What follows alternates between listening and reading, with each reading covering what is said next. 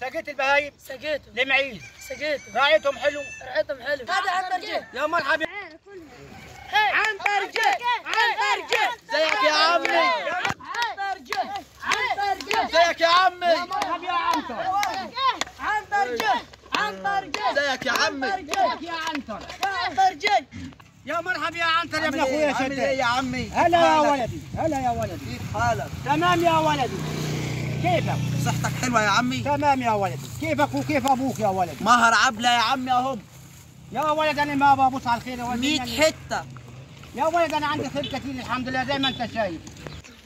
يا عمي نعم يا عنتر. اللي عاوزاها عبلة تحت امرها يا عمي. يا ولد قلت لك ثاني مره يا ولدي انا ما بيهمني الخير، ربنا يخلي حبايبني زلمه ما بخلي حاجه وما بخلي والله يا اخي. يا عمي اللي عاوزاها عبلة تحت امرها يا عمي. يا ولدي المره الثالثه اقول لك هدايا خير كثير يا ولد اللهم صل على النبي. اهم حاجه يا ولدي بهمك دي 10 يا ولدي. عشري والله دو كلها، والله يا عمي دو كلها ما يغلى على عبلة تحت امرها كل حاجة يا عمي. والله يا ابني ما بيهمني المال يا ابني، اهم حاجه تكون بنت عمك يا ولدي. والبهايم كمان يا عمي بتحلب زي ما انت شايف. على مالك اهم حاجه حبيبي يا ولدي. جايب لها عجل يا عمي، جايبها بعيد قوي يا عمي. ربنا يخلي يا ولدي. والله يا ابني ما بتكلم في فلوس يا ابني.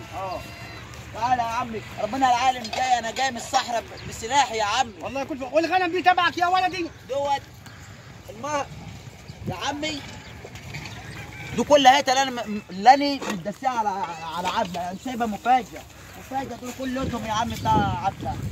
ان شاء الله لو في نصيب ان شاء الله هذا الغنم دون حيبقى ان شاء الله في فرح عبله يا ابني.